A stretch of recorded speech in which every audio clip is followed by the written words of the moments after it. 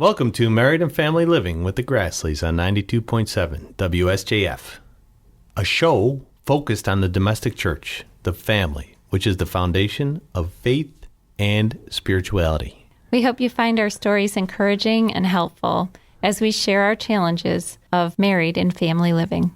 Well, how are you doing tonight, Linda? I'm doing well. All right, I think this is the most prepared talk we've ever done. Really? I don't know. We'll see. I hope so. We'll see how it goes. So, yes, it's the talk. It is. Well, before we get into the talk, let's see. How did everybody do last month? Last month we talked about screens and taking a break from screens. What do we have? A screen-free week. Yeah, and we did it again. We did it again. At the prompting of our daughter. Right. So this one, we really prepared for it. So we stayed up a couple nights and binged watched all our favorite shows. No. So it didn't feel like we were missing anything.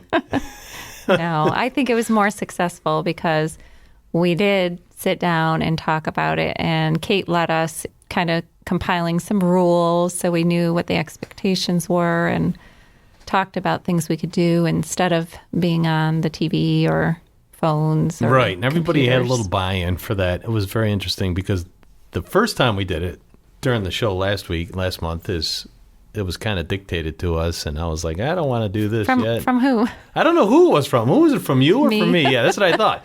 I'm like, it's playoff hockey, babe. We can't do screen-free week. So we planned for it, and there was buy-in from everybody. Right. It worked out good, and it was funny. It didn't seem like we really didn't get back to gelling as a family, I think, until maybe the third or fourth night without the screens. Yes. There was a little bit of tension there, but after that, we got back to being our happy-go-lucky self. You know, the family you see on Facebook. You know what I'm saying? Right, that family. That right. family, Well, it does. I'm glad we did it because it helped us detox, I think, before the summer and think about the summer, you know, because it can be the summer worse could then. just be, scroll city. When they're not as busy as we usually are, although I wish it would slow down even more. But anyway, back to the talk. You're avoiding the talk. Yes, I'd rather I can not tell. talk about the talk. But anyway, I was working diligently doing the outline of the show. Oh, yes, of course you were. I realized that a common thread is in all our shows, and that is communication. Absolutely. So that is a requirement for the talk. For the talk and all hard, uncomfortable topics we face as families today. There are many hard and uncomfortable topics. All right. Well, let's talk about sex then. all right. Jeez. Okay, go ahead. So from Focus on the Family, I read this article written by Linda Klepacki. Anyway, her quote was, talking about sex and God's truth needs to be a constant stream of messages, some spontaneous and others planned. So one talk is not enough. And that was kind of the tradition, is like you would have one talk and then you would never talk it about again. Right. So, you got the facts and then done. Then you had to figure out the rest on your own, right? That was my family. One talk. It was about 5 minutes. Right. And you might find it. It was a little longer than that. But today, you know, we have the schools and the colleges and movies and the news and the media, social media. They're teaching many topics. Constant stream of messages. Constant scrolling of messages that... contrary to our faith. Correct. Yeah. Yes. So it's up to us. It's up to us as parents. Yes. Oh, he's got his Superman pose going on here. To be advocates for God's design and God's plan. Right. So I guess the first section here is where to start. And as you say, the goal is to start with us sharing and starting early, if you can. Early. So what age think is early? I don't know. That we'll talk about a book that started at 3. 3 is pretty good, I guess. 3 is pretty, seems young. But boy, the Kit Hart had that Next Talk Moms group where we watched videos about hard topics in raising our children. And I was so impressed by the number of moms that had young preschool children. They're concerned about it that early. And it's so important to start early so that these discussions become just part of life, not a single scary moment. Right. The more frequently you have it, the better, the more communication you're going to have. Yeah, there we go with that communication thing. So where to start? I would start with a hard one when it's not planned, because There's going to be a lot of those times where it's not a planned discussion. Where the kid comes in and says, hey, my friend just showed me this. Is that true or something like that? Or right, exactly. Like, whoa, what? Yeah. So when that happens, it could happen, like you say, from a friend or... commercials. Commercials, terrible. Internet, social media, maybe they saw something on a friend's device, TV, movies. Yeah, I kind of shelter the kids personally because we usually never watch anything live. I always have a DVR. Right. And it's like we'll start, like for instance, tonight, Game 5 of the Stanley Cup Finals. We'll start watching that after it started. That's right. So you could just fast forward through the commercials. And the thing that really tipped me off on that, I think, was the Super Bowl like 5 or 6 Several years ago. Oh, my goodness. Oh, the stuff that was on there was so provocative. It just was crazy. Like, my kids don't need to see this stuff personally. So you always got to be on guard. You got to be on guard, but being prepared. If your kid brings something to you, don't answer it right away in great depth. Try and figure out what they're asking and why they're asking first with open-ended questions. I remember as a young girl, a friend of mine that we were in Girl Scouts, she had heard about something called a period that had something to do with girls. That's all she knew, and nobody would tell her about it. So she asked me, and I said, I don't know, let's go home and ask my mom. So when we asked her, she says, well, it's a dot at the end of a sentence. Yeah, I see it right here on the outline notes that you got here. It's a period right there. And we're like, no, it's something else. So she started probing, asking some questions. And when it was clear that, we kind of knew enough. That you knew enough that your mother was going to divulge the answer. Then she divulged it all. So that was pretty good. So that's kind of what we're talking about here is, ask the kid what they know and what they want to know. Right. Before you give them the whole, well, this is what it is. And, it would be age appropriate if the child is asking the questions, then you could just answer them and make it, short and sweet. Right. Right. But the best thing to do is not to freak out, right? That's right. No freaking out. No freaking out. Yeah. So let's talk about planned things that you can plan. Yes. Okay. Hopefully planned talks, right? Yes. Yeah. So starting with the truth and God's design, we used a series of books called God's Design for Sex. They're actually at the public library. Really? That's where a friend of ours at church mentioned it to me, and she said they're right at the library. So we took them out, and I ended up buying them because I liked them that much. But they're this beautifully illustrated series of books, and they're geared towards each age group. So 3 to 5, 5 to 8, 8 to 12, and then teen. Yeah, they're very age appropriate, and the illustrations are kind of like art, I would say. Yeah. They're like soft beautiful watercolors in there. So you kind of know what's going on, but it's not. It's tastefully done. Right. And biblically based. And it's something you could show your kids. Yes. And then, like I said, it's age range. So your kid, 3 to 5, you figure out where that falls. Different kids, and even in your family, you might want to go on the later end, or it's fine on the earlier end. Yes. 2 kids are totally different. So right.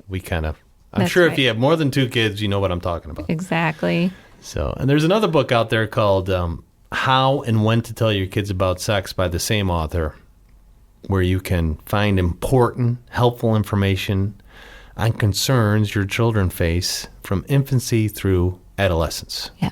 That's the quote from the book. Oh, is that the quote from the book? Isn't that cool? Yeah. It's a good one. That is read a good it well. So have you read that book? Because I didn't read that book. Yeah. Well, I skimmed it, and it has, heavy topics for teens. It's for older kids. And so just kind of, again, preparing you. So the parents should read that, and then you could keep that as a reference. If you want to highlight things in full pages, bookmark it. This is like somebody I know. Yes, exactly. One series of books that we loved was American Girl books. They don't have anything like this for boys. I've never been able to find it. But American Girl books are really cute books. They're well illustrated. They're easy for young girls to read. And one's called Care and Keeping of You.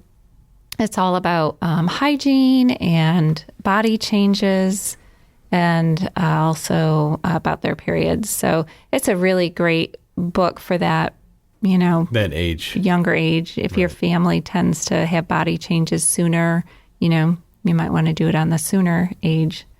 And then lastly in the books is a book called Talk by Mandy Majors, and that was part of the Next Talk group. She has tons of topics, not just sex, but screens and just tough topics that families deal with. So it's great because she gives you a lot of specific things to say and point to in the Bible. So and open-ended questions. And did we buy that book too, or is that book at the library? No, we bought that. We bought that book too. Yes, we did. Did that come with the highlighted parts in the book, or did you go through that and do that already? Of course, I did. Oh no, so. I know how you are. Yeah.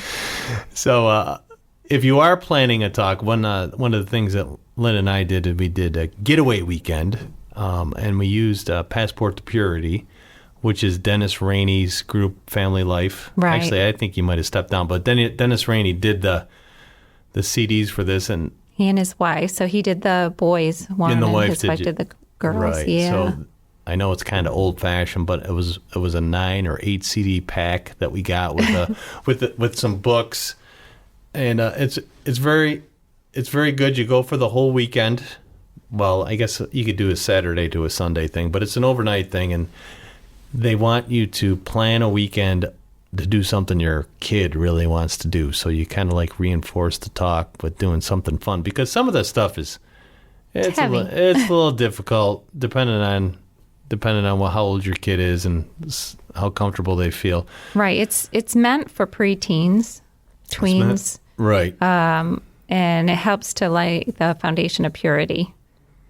So. Yeah, and so Matthew and I, for our exciting thing, we went up to Gettysburg and did a Gettysburg ghost tour. Yeah. He was pretty pumped about that. Yeah, I was surprised that he would like that. So that was good, because that's something you would like doing. We didn't see any ghosts, but, it was still just cool. Just the thought of it. Just the thought, like we had to be, he was a young kid, and we were in Main Street, Gettysburg, like at 10 o'clock at night on a Saturday, looking for ghosts. It was kind of cool. Kate and I went horseback riding because she, of course, loves horses. So that was really special. Right. And the great thing about this is Dennis Rainey, they're on CDs, obviously. Dennis Rainey talks about the subject. So you don't have to worry about what to say. You and your child listen to the subject that he's talking about.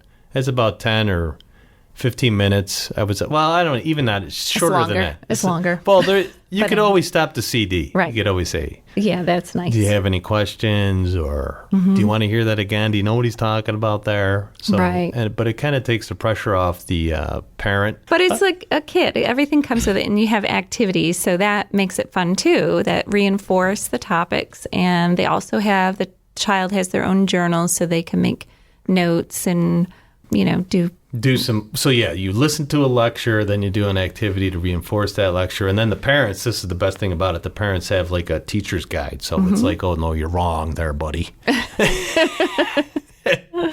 So, but a nice thing about that too also is it's a CD just for the parents. So you get to prep yourself a little bit and listen, like, okay, this is what's coming up, and you could listen to what Dennis Rainey's going to say before you actually share it with your child, so you can kind of figure out what it's going to be like. Tailor it to your kid and what he wants to do. But I would definitely say that was spectacular. There might be some things in there that you're like, oh, my kid's not ready to listen to this.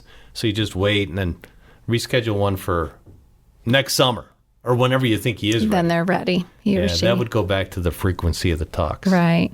I think it's a great thing to do, but not just remembering not to make that your only thing.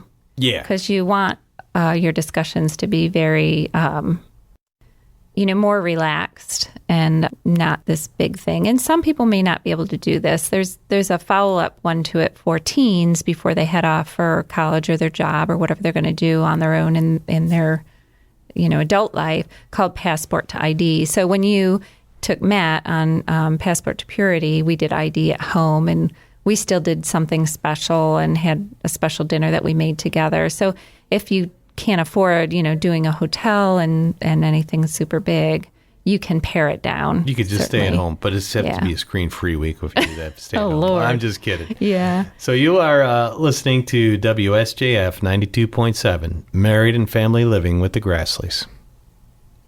What is our next topic there, Linda? All right. So how to make these discussions more comfortable? Don't have them. That would be my suggestion. Well, Mandy Majors in her book. Well, actually, Dr. Rustin, I think her name was, for Screenagers, says the same thing. Don't freak out. Be calm so that they'll feel comfortable coming back to you for more discussion or asking questions as they come up. Mandy Majors calls it, be the safe place for them. Right. You want your kids coming to you if they have questions. You don't want them getting it off the internet or getting them from your friends. Right. And so, and they will get it off, but you want them to be safe to come and like, hey, ask. I just saw this. Yeah. What exactly is that? Right. As they're freaking out, they might be freaking out. So you got to be the calm one. Like, right. All right, let's talk about this. And if you're not sure how to answer it, you could say, you know what, give me a few minutes. Let me think about that or look something up. Maybe you could get a Bible verse or find some kind of resources. Focus on the Family is one of the places we hit up a lot. Right. For really, they have so much resources there.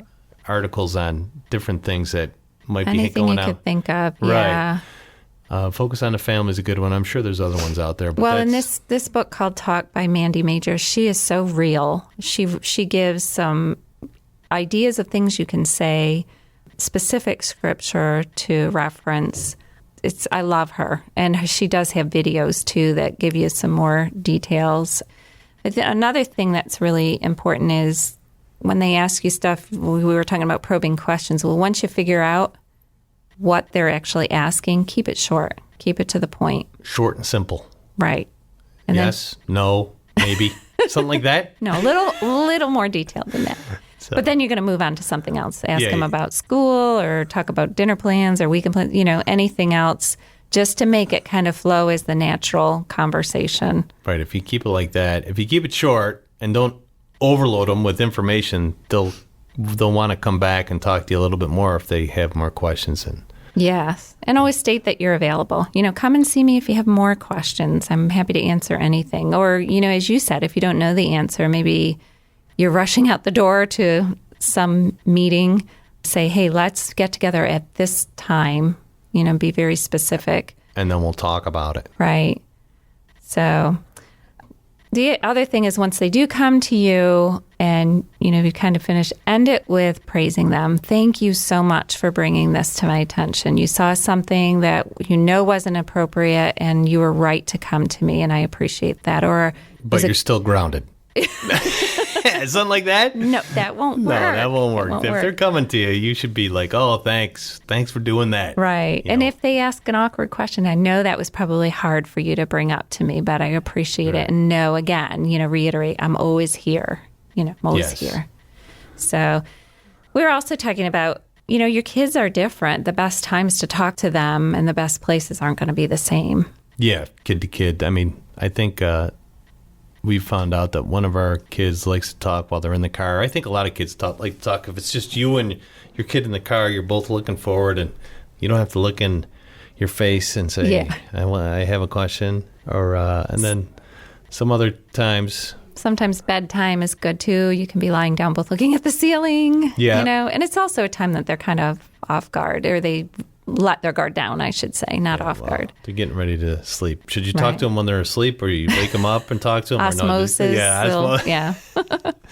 Or maybe prepping dinner, or while they're having their afternoon snack after school, or.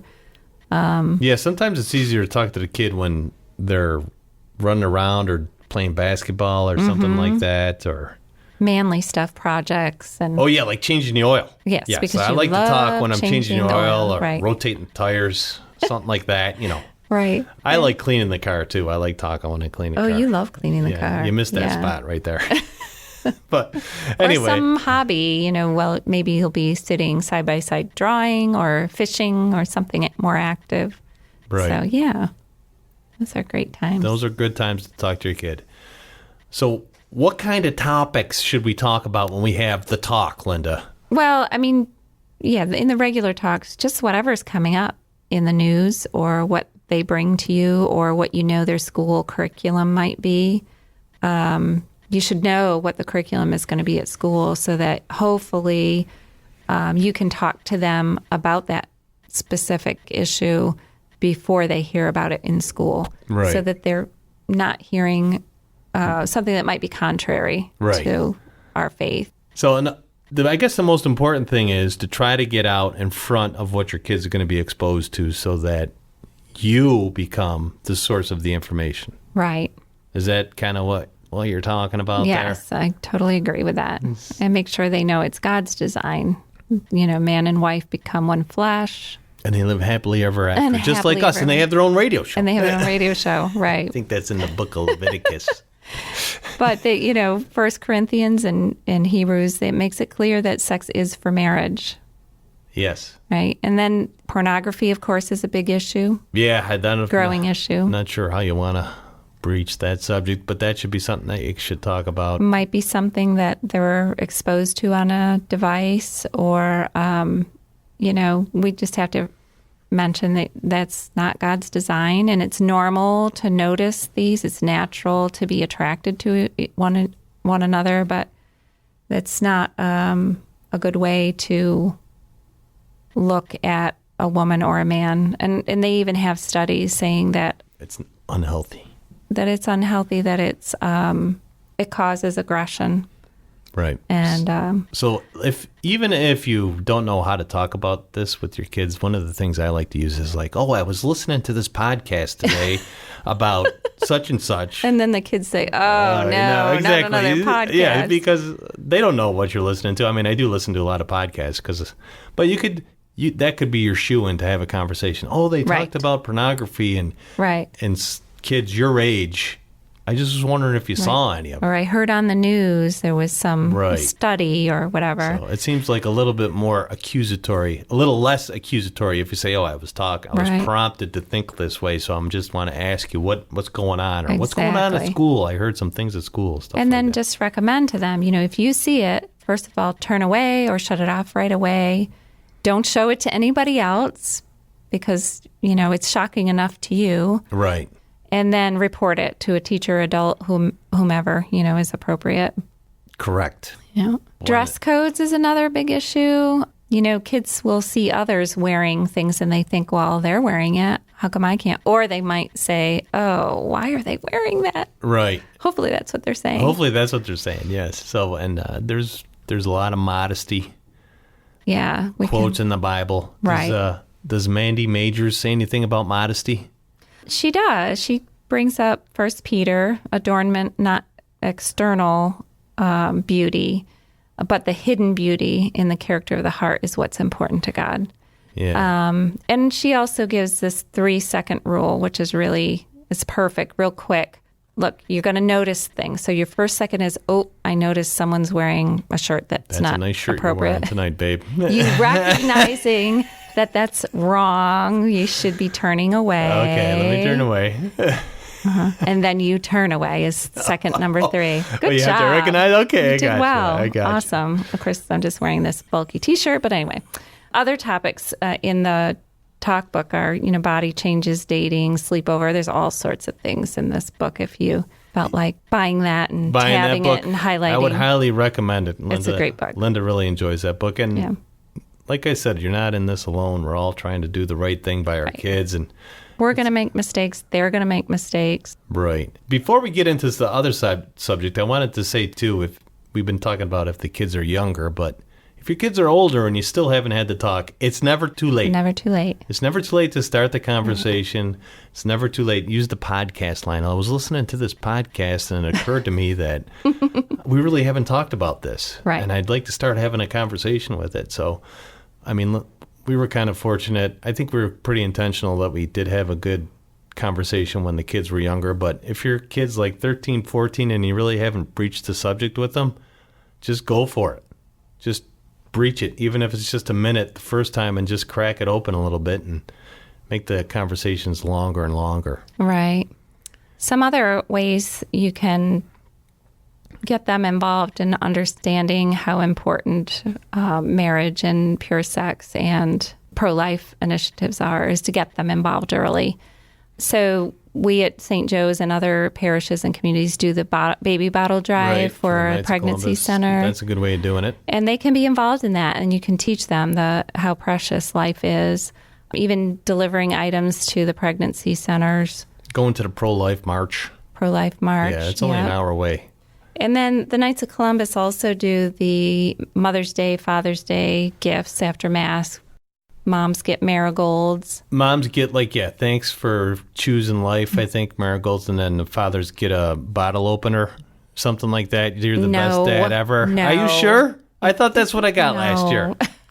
No. We've done the finger rosaries, which is so nice. That's right. That's nice. It's very touching. You could, with the finger rosary, you can use as a bottle opener, though, in case you really need it. Oh, my goodness. Tony Joya, I'm so sorry. Moving right along to older ages. Now, this is more teens. There's some movies out. I mean, the big one right now is Unplanned. And that's pretty tough. Yeah, that's really about Planned Parenthood and the whole industry, really, of abortion. The corruption of abortion. Correct. So you had to gauge your teen. There's some difficult parts of it. So I would say definitely teen, not younger. Yeah, and I would see, I wouldn't force that movie on them, but that might be a good way to, ease into some things with the, try to get them to watch it. Other movies that are kind of teen, like from a teen perspective is, what was that movie? Bella, is that like a 1990s movie? Is it that old? I don't know. It could be. I don't remember. It's in black and white, wasn't it? No, it's not black and white. But Bella is this young woman who found herself pregnant, and she thought the only solution was to abort the baby. But there was a young man there to comfort her and guide her. And I believe he was at the pregnancy center and showed her the beauty of life, even with all its flaws. She had a rough life. Yeah, it was cool. It was a really cool movie. It's a typical uplifting movie. Right. It was very good. And the other one is Juneau. Right. Juneau, the capital of Alaska, Linda? I think I do know. Yes. That one's a little bit risky. Well, was it a little edgy, I guess. Edgy. There's crude language, but a strong teenage girl makes the right choice for life because there was someone there to tell her that life was inside her. But what struck me about this one was the strength it takes to make the choice for life at that age. Support is, it's pretty important, and you need to just let them know, God forbid something like that happens. If it does, don't freak out. Don't freak out. You're not supposed to freak out. No freaking out. Yeah. So before we end the show, we should probably get to the bullet points to remember. Well, just one more thing. One more thing? College age. Yes. Just make sure your kid, if it's a perfect academic, social, small, big college, that's great. Make sure they know where the church is. Right. Check out the church. How to get there. Because that's going to support a young person in their college life. All right. And if you, as a parent, take the kid to the church, still like, oh, this is kind of important for mom or dad. So maybe I'll go. Or it might be the other way around. You got to depend on your kid. Yeah. So let's break this whole talk down to 4 bullet points, Linda. 1. Right. Have regular open communication. We've killed that one, right? Oh, my gosh. I can't talk about communication anymore. It's driving me crazy. 2, provide age-appropriate and specific child-appropriate discussions. And 3 is to prepare for regular discussions because of, today's exposure and easy access to information. Whether it's accidental or not, it's going to happen. Have peace with it. It's going to happen. And remember how you're going to respond. And talk to them all the time because they're getting shown things all the time. All the time. And number 4? Don't freak out. No, be calm and respond with love. Because your kid is looking for guidance from you. Mm-hmm. Holy cow. This flew by. Again. 30 minutes. Unbelievable. What are we talking about next month? I have no idea. Hopefully somebody will that's it. We've done 10 shows. All we got is 10 ideas. That's it. We'll figure out something. Maybe we could just circle back and talk about communication again. Do check on our Facebook page, though, because we do have the episodes. The older episodes are now on podcast. 1 through 5 is up there, I think. Boy, that first show was terrible. I can't believe these guys renewed us, to be quite honest with you. Thank you so much for listening. Thanks for being with us. We hope you find this show encouraging, a little bit of humor, and helpful. You've been listening to the Grassleys at WSJF Eldersburg.